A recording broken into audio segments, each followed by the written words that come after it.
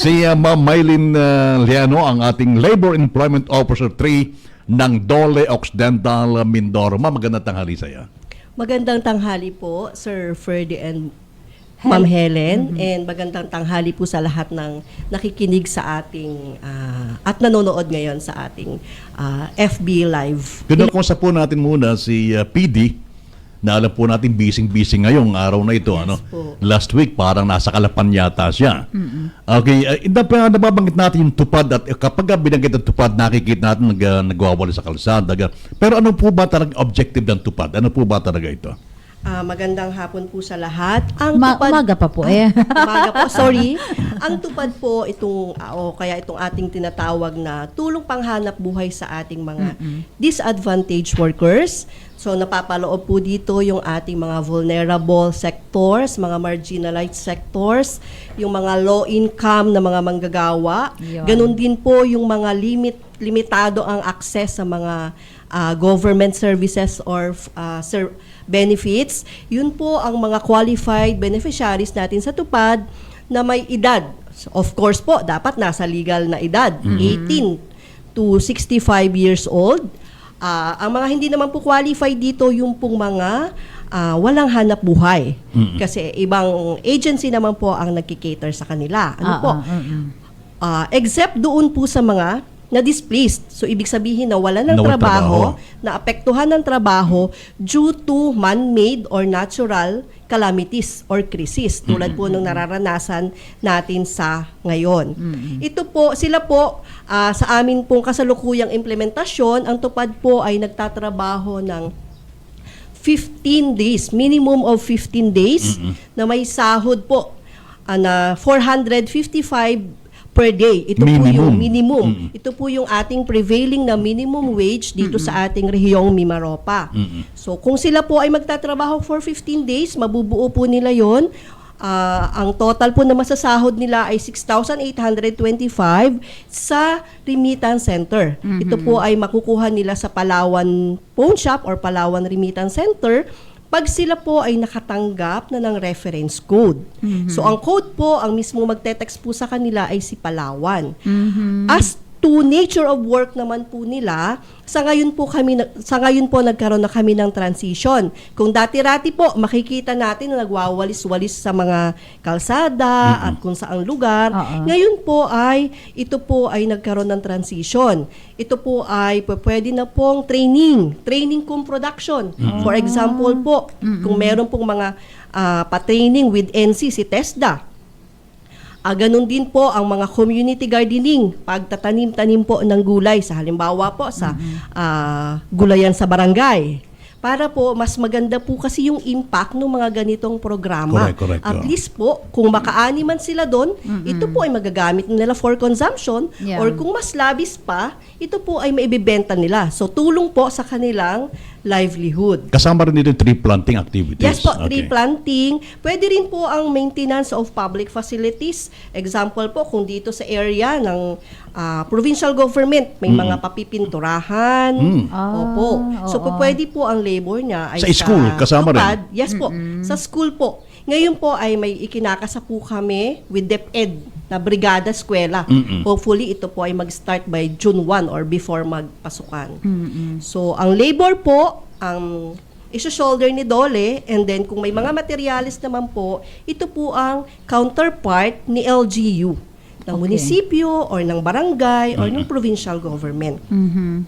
So, sa ngayon po, sa buong lalawigan, under po ng provincial government in partnership with provincial government of Occidental Mindoro through our Honorable Governor Eduardo Bigadchano, meron po tayong kabuang 1,166 na tupad beneficiaries na ito po ay sa mainland lamang. So, mainland. From Abra to Magsaysay. From Abra to Magsaysay. So yung Lubang at saka Looc, wala sila.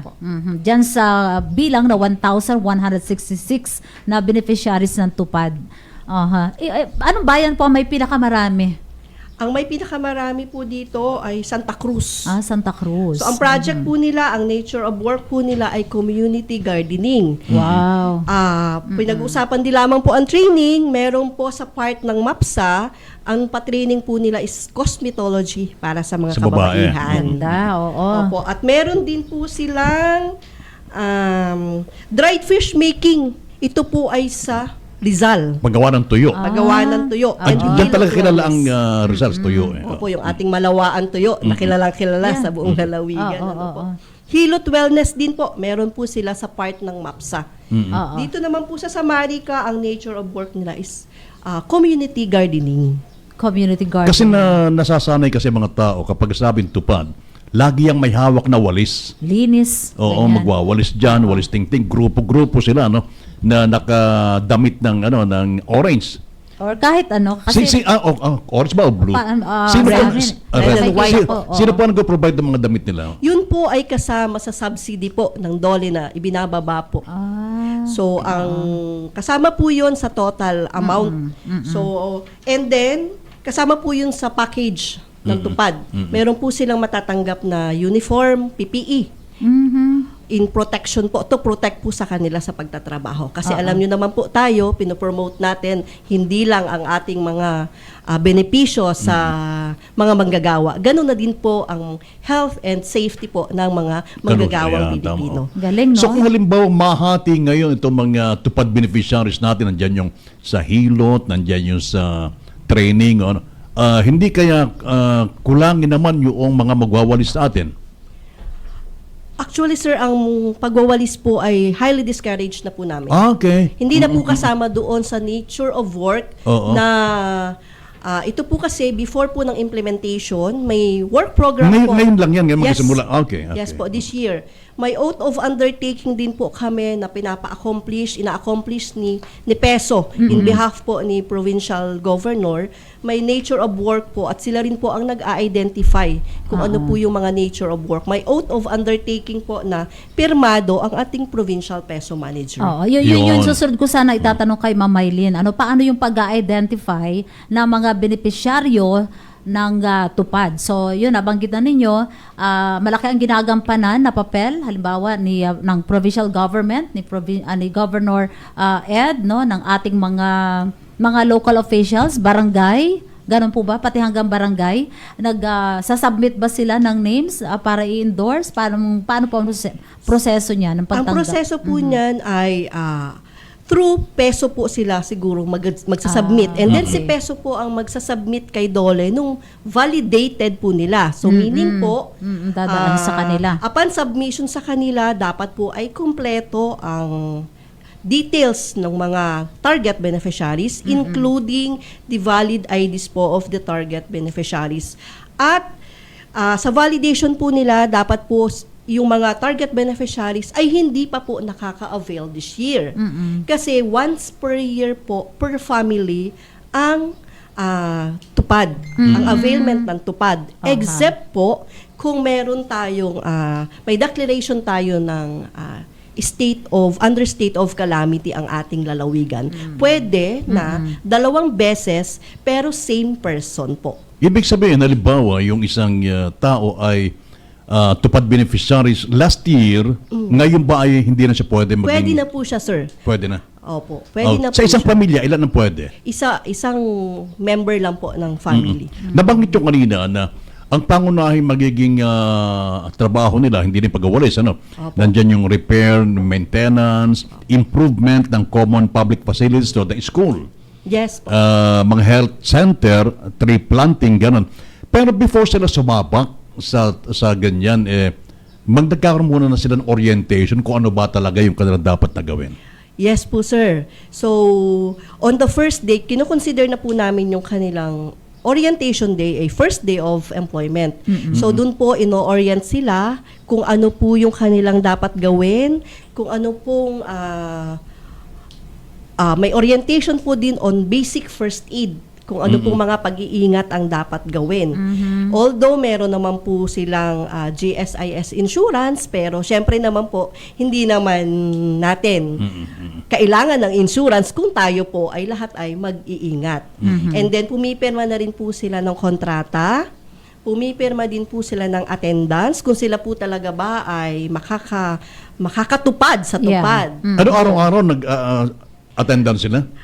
Yan po sir, sa monitoring po namin, ang strategy po ni DOLE, kasi sa dami po niyan, hindi po lahat mamomonitor ni DOLE. Kaya po ibinaba sa ating mga peso manager ang monitoring. So, Pero halimbawa, nakatapos ng pagmekaniko kung mayroon man, welding, mga ganon, kung sakasakali sa TESDA. After niyan, ng 15 days, anong what's next? anong susunod? Ito ba'y tutulungan ng DOLE na makapagtrabaho, ma-employ itong mga ito? Yan po sir ay pwede naming ma-endorse for employment. Okay. Opo. And pwede rin naman po silang maging self-employed. Opo. Oo, lalo na yung mga nag-aral ng gardening. Diba? Ano ba Yes yun? po. Diba? Pwede nilang gawin. Pwede rin po silang mag-avail ng livelihood assistance kay DOLE kung sila po ay may mga training na. Pero depende pa rin po yun sa magiging evaluation or assessment ni DOLE sa kanila. So may continuity. May continuity. Yun po Oo. ang purpose ng ating training. Yan. May continuity po tayo. Kaso din naman po ang partner namin. So yung pong mga pa-training nila, pwede na rin po kung sila mismo ang mag-refer nito for employment. Since sila naman po, ang role nila is, ang isa sa mga roles po nila ay employment Correct. facilitation. That's right. Lalo kapag may mga naghahanap ng trabaho Oo, mga sa recruiter. DOLE yan. Oo. Ngayon, ako natin din, kailan nagsimula? Nag-start na ba Nag-start ang na po ito. ngayon? Ito Actually, sir, per batch 1,166? po, may mga per batch po kasi siya. Okay. Hindi po sabay-sabay. May mga nag-start na po nung May 6.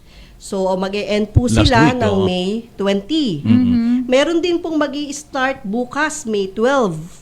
Mag-e-end po sila ng May 26, kung 15 days po. Pero yung within that period of time, halimbawa, nagsimula nung 6, yung bang 6 na yan or 7 ay mayroon na ba silang mga training na agad from TESDA o i-schedule pa lang ng TESDA? Not necessarily po na TESDA ang Okay, mag-trainer. okay, oo. Kung meron pong mga may kapasidad or may sapat na kaalaman doon sa mga training, so yung po Yun ang ay itata. tinatanggap na po ni Ayun, halimbawa, Helen, nagsimula ako ng 6. Oo. Siguro, gusto kong maging matutong maggupit ng buhok.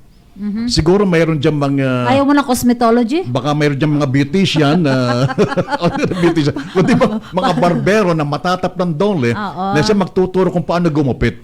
Mga Yun ganon. po ang ginagawa ng ating mga peso managers sa Yun. ngayon. Sila po ang naghahanap Peso ng manager, trainers. mga peso, yan. Sila Galing po ng ang tuwangan, ano? Oo. Ng national at saka ng local, ano natin. Kaya ba nationwide na ganito na ngayon? Yes Ang po, tupad? sir. Opo. So, para mas tama po yun, may continuity. Yeah. So 455 din ang pinaiiral sa lahat ng probinsya na minimum wage nila. Yan po, ma'am, ay depende po sa minimum wage ng region. Correct.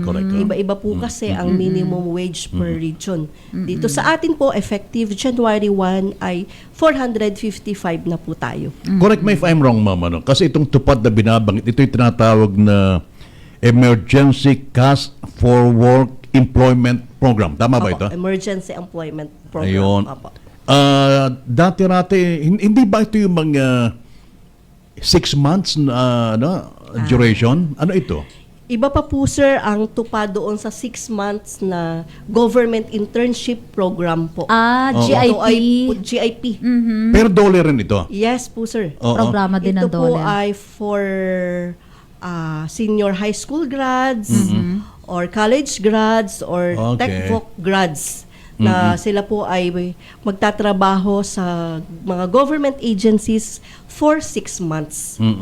Ayun, ngayon ko lang narinig na pwede rin pala yung mga graduate ng senior Senior. high. Kasi ang alam ko, ang lagi namin napapakinggan, yung mga graduate ng college na parang binibigyan nyo, napakaganda nitong nito. Pantulong para Oo. kung saan makaipon ng pang tuition fee. Oo, saka experience as a newly grad, napakaganda ng programa ng ng DOLE kasi ikaw na bagong graduate, kailangan mo na experience. Yes. Itong GIP na programa po ninyo, ang daming natutulungan para magkaroon sila ng work experience, makakatulong sa pero next 6 job. months and Helen, not necessarily na graduate ng college o high school. Graduate ng college, ang alam. Basta ikaw ay nag-aaral o nakatungtong sa kolehiyo o vocational. Yes po. Ito ba yun? Graduate ng senior graduate high. talaga? Graduate Oo. po ng senior Okay. high, Yes. ng Oo. TechVoc, ng Oo. college. Sa ngayon, may ongoing ngayon? Yan? Meron po sir kaming mga ongoing na mga GIP sa ngayon. Per LGU po, merong 3. Galing. Kasi alam nyo naman po sa atin sa gobyerno ay limitado rin talaga ang funds. So 3 per LGUs po. Ano ang counterpart ng mga LGU sa ganito? Provincial government, halimbawa. Wala po sir. Yun lang sa kanila po maa-assign or sila po Yun. ang maghahanap ng office assignment. Okay. Pero as to salaries po, kay Dole po lahat yun. Sila po ay kagaya ng tupad, GSIS insured din po sila. Galing na alam niyo laking tulong sa mga batang bagong graduate na magkaroon ng ganito experience. Nagkakaroon sila ng confident mag-apply sa panibagong mga opisina. Ito ba- Napakaganda, no? Wala ba itong yung month o date kung kailan mag-a-apply para dito yung mga graduate o anytime pwedeng magpunta sa Dole? Actually sir, ay hindi po kasi namin masabi yung kung kailan Okay. kasi ito po ay as to availability lang po ng Ng funds pondo. na Okay. mababa sa amin. Pero so far ngayon, may ongoing? May ongoing po kami na 3 per LGUs. Okay. Per LGU. Okay, balikan ko itong tupad. Oo, kasi itong tupad, ito para sa mga may hirap nating kababayan eh. Oo. Ano? At displaced workers, ibig sabihin yung mga OFWs po na umuwi, pasok sila dito. Pwede din po. Dahil displaced workers, di ba? Oo. Itong yung sa work duration halimbawa 15 days. After 15 days, papasok naman yung another batch. Ganun ba 'yon?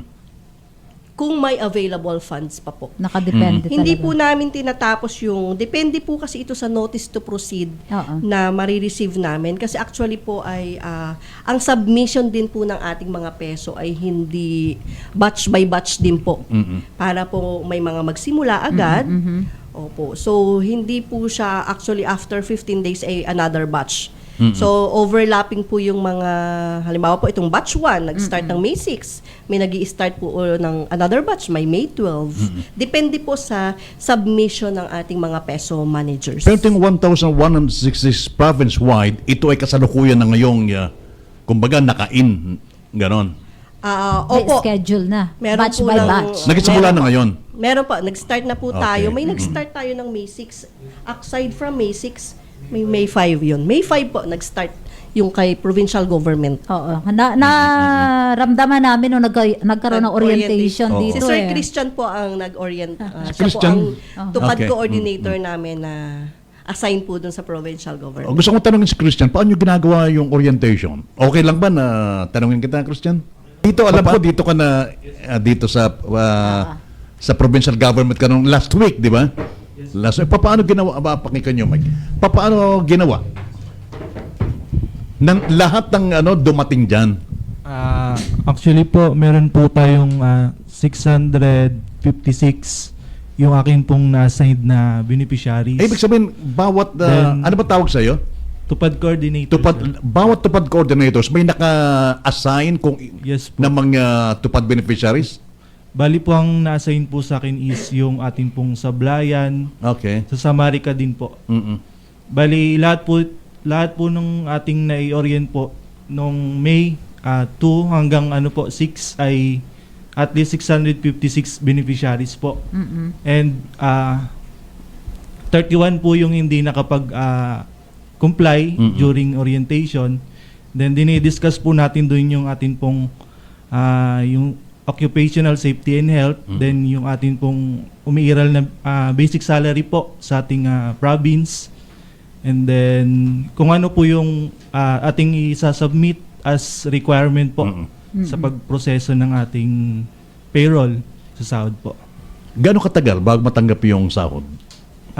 Yung sa sahod, sir, Alam mo, yan ang Opo. karaniwang tinatanong ng mga beneficiaries. tatapusin po muna natin yung 15 working days po Okay, na i-comply po natin yung mga requirements, yung ating pong accomplishment, then yung atin pong mga additional documents po.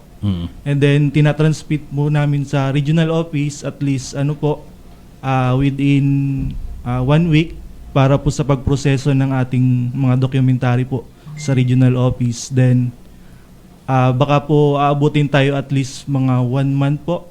Kasama na rin po doon yung ating 15 working days bago po makareceive ng remittance code po sa Palawan ng ating Bakit parang yung beneficiaries. anak ko nun, parang mabilis lang, hindi masyadong Opo, matagal may mga eh. pagkakataon po Oo. na mabilis po ang proseso po ng Dolly Tupad. Oo. Baka iba na yun sa DOLE kaysa dun sa... Ano ba tawag dun sa 6 months? GIP. Ay, Iyo, oo nga pala. iba yan, oh. Sorry lang. Pagka Oo nga GIP, lang. mas mabilis. Iba rin ang proseso noon sa Oo. tupad. Oo. Sa dami po kasi na. Sige po. Sa tupad po kasi, upon receipt po namin ng kanilang mga documentary requirements such as DTRs, Okay. signed DTR ni Peso po. So, sila po kasi ang pipirma niyan na sa katunayan ay na-monitor at na-supervise po nila. Bukod pa po sa DTR, may isasubmit pa po sila sa amin ng mga pictures. Katunayan, proof. Opo, na before, during, and after. Habang sila ay nag-ano? Opo, habang Okay, nagtatrabaho. oo. Before, during, and after. At hinihingi na rin po namin sa kanila yung proof ng attendance ng mga beneficiaries daily. Aha. Kaya po ang nagiging strategy po ng ating mga tupad coordinators, gumagawa po sila ngayon ng GC. Kasi mas mabilis po. Yeah. So nagpapasend po si tupad coordinator bilang tulong na lang po sa Peso sa monitoring. Nagpapasend po siya ng pictures ng pictures daily kung ano pong na-accomplish today at anong na-accomplish po kahapon. So proof of attendance na rin po at proof of accomplishment. And aside po doon, meron pong isinasubmit sa amin ang Peso within 10 days. Kasabay na rin po ng mga DTRs within 10 days po. After ng completion, dapat po within 10 days masubmit sa amin ni Peso ng kompleto at no erasures. So, ang kanila nga pong DTR, may completion report din po yan na prepared ni Peso Manager and noted po ng LCE or ni Mayor or ni Governor. So, bukod pa po doon, meron po silang narrative report ng monitoring. Yun po. And then, syempre po, sa level namin, ng provincial level, yan po ay aming iisa-isahin. Iisa-isahin po ng mga thesis, DTR, kung tama po ba ang entry sa Iisa-isa, DTR. dami nun, eh. Opo. So, kung ang oras po ba ay tama, 8 hours, 7 hours, kasi po ay Kukomputin pa yun. pinapayagan naman po ngayon, lalo na po ngayon na tayo ay talagang nahaharap sa sobrang init. Pinapayagan naman po ngayon na 7 hours, 7 to 8 hours na trabaho sa Monday to isang Friday. araw. Actually, sir, ay dire-diretso na po. Including weekends para po Okay. mas mapabilis yung ating implementation. Including weekends and holidays para po mas mapabilis ang implementation, pero yun po ay binibigyan ng emphasis during orientation na no additional pay po sila pag holidays Oo. and pag weekends.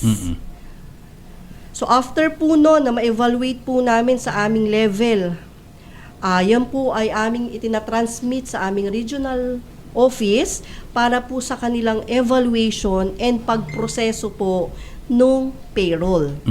So, yun po ay medyo, kaya lang po medyo natatagalan kasi sa dami nga po niyan tulad Marami, po yung oo. hawak ni Sir Christian, 656 plus yung susunod na hawak Sa kanya lang niya. yan. Opo. Oo. So per per munisipyo may mga naka-assign po kami na tupad coordinator. Ang isa pong pinaka minimum na beneficiary na hawak ng isang tupad coordinator ay nasa 220. Minsan naman po ay sa isa, tulad po sa kanya 656. Meron po kaming isang coordinator 1,200. Although pinapatulungan naman po sa iba ng mga hindi naman po pa gaanong busy. So, pinapatulungan naman po namin yun. So, pagdating nga po sa regional office, iisa-isahin po uli nila yan. Of course po kasi napakahigpit naman ng ating COA. Yeah. So dapat po ay maayos talaga. According to COA guidelines and rules ang ating lahat ng mga dokumento. Ano po? Kaya po medyo tayo. So gagawan pa po nila ng voucher.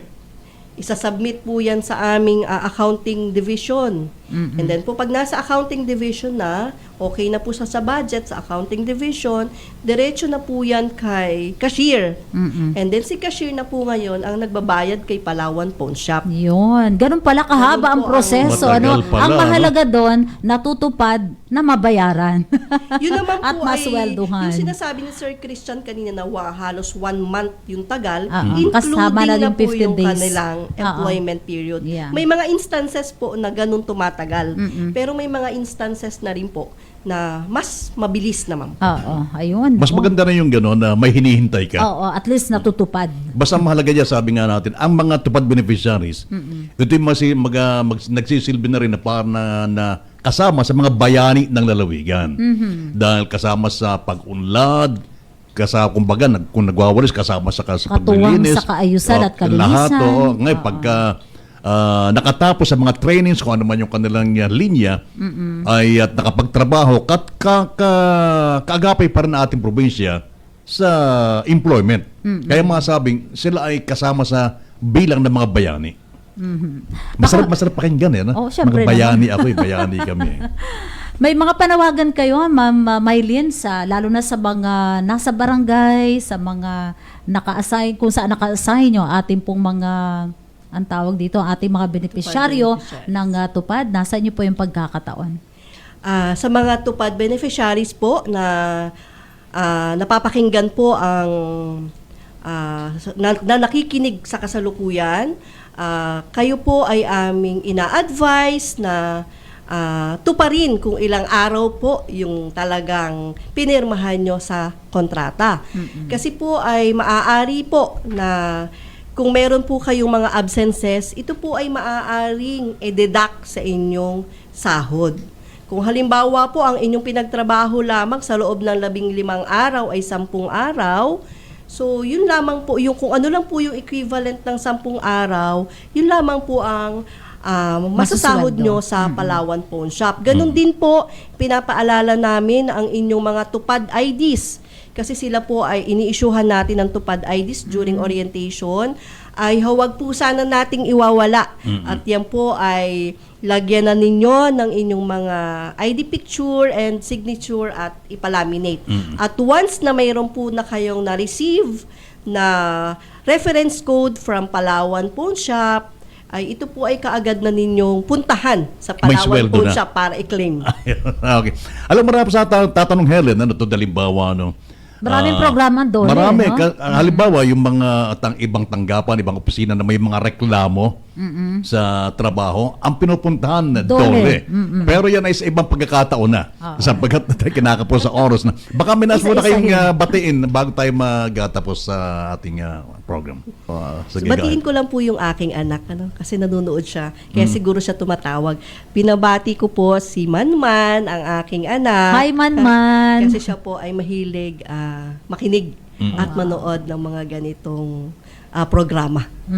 Lalo na dito mami niya. Hi, Manman. Ayan. Ilang taon na si Manman? 16 years old. 16.